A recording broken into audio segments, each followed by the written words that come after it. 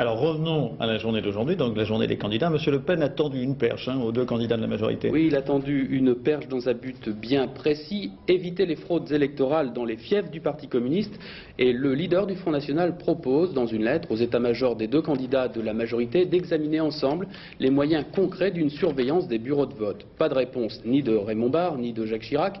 Un Raymond Barre que, d'ailleurs, Jean-Marie Le Pen affirme avoir dépassé dans la course à l'élection présidentielle, tout en ayant, image hippique oblige, je cite, l'épaule sur le fessier du cheval de Chirac.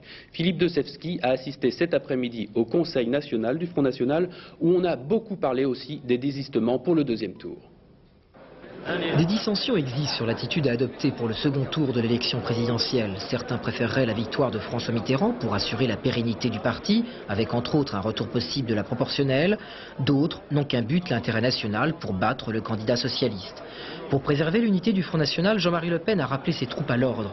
Pas de commentaires après le 24 avril, lui seul s'exprimera le 1er mai. Chacun sait que le candidat qui se trouve être de surcroît le président du mouvement, après avoir pris les avis des gens qui sont à la fois compétents et responsables, prendra la position qui sera la plus favorable à l'intérêt national et à l'intérêt du courant national, bien sûr.